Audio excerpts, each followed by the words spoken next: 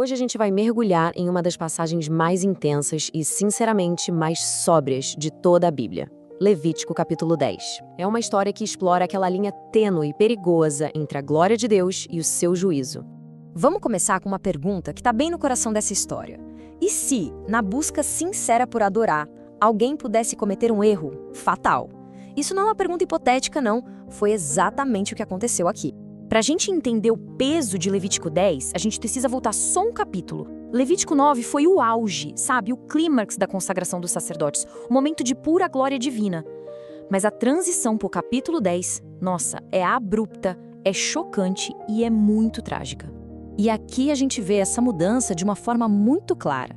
Em Levítico 9, o fogo desce do céu como um sinal de que Deus aceitou tudo, consumindo o sacrifício, confirmando o ministério de Arão.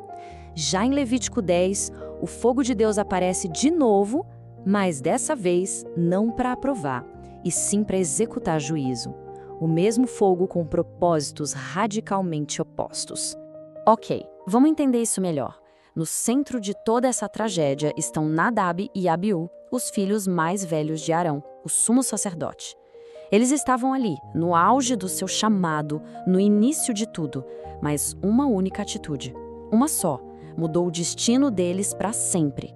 O erro deles é descrito como oferecer fogo estranho, ou Esh Zará, no hebraico. Mas o que isso quer dizer na prática? Significa um fogo que Deus não tinha autorizado, uma ação que não partiu de uma ordem direta dele. Basicamente, eles agiram por conta própria. Então, o ponto crucial é este aqui. O problema não foi necessariamente a falta de devoção, mas talvez um excesso de confiança própria. Como o teólogo João Calvino bem observou, eles não rejeitaram a Deus, mas decidiram mudar a forma que Deus tinha estabelecido para a adoração. Eles inovaram onde Deus exigia obediência. E o pregador Spurgeon resume isso de um jeito perfeito. A intenção deles talvez fosse a melhor possível.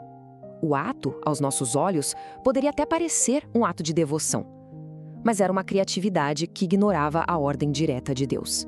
E na presença da santidade absoluta, isso tem consequências fatais. A resposta do próprio Deus, na sequência, é reveladora. Ele não dá uma longa explicação, mas uma declaração de princípio. Ele será tratado como santo. A santidade dele não é uma sugestão, sabe? É um padrão inegociável, especialmente para aqueles que têm o privilégio de chegar perto dele. O comentarista Matthew Henry captou a essência. Proximidade com Deus aumenta a responsabilidade. Nadab e Abiú tinham um acesso que ninguém mais tinha, e com esse acesso vinha um padrão de obediência muito mais elevado. A narrativa agora dá uma virada. A gente sai da justiça divina e entra na dor humana. Tente imaginar a cena. Arão, o pai, acaba de ver seus 2 filhos morrerem instantaneamente, bem no começo do ministério. A reação dele é uma das mais profundas de toda a Escritura. E Arão permaneceu em silêncio, não tem protesto, não tem questionamento, não tem nenhum grito de dor registrado. Agostinho interpretou esse silêncio não como indiferença, mas como um ato de profunda submissão à justiça de Deus.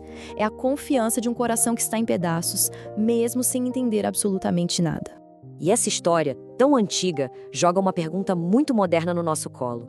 Será que na nossa familiaridade, na nossa rotina, a gente não se acostumou com a presença do sagrado?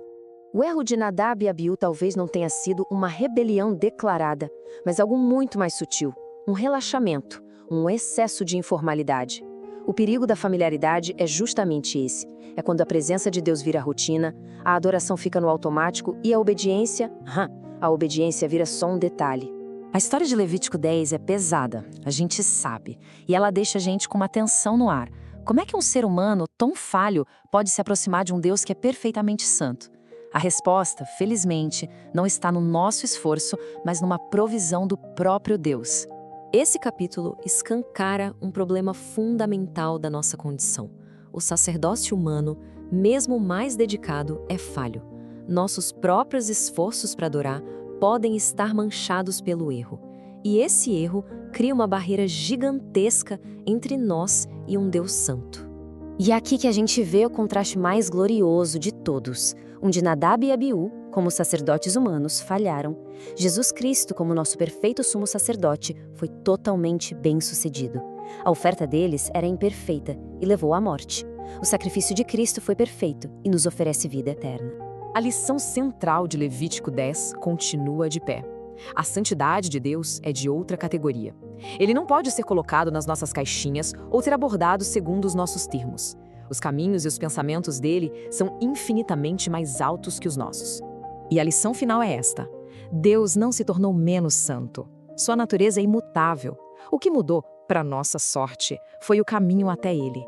Por meio do sacrifício perfeito de Jesus, o medo dá lugar à confiança. O caminho seguro para a presença do Deus Santo agora tem um nome: Jesus Cristo.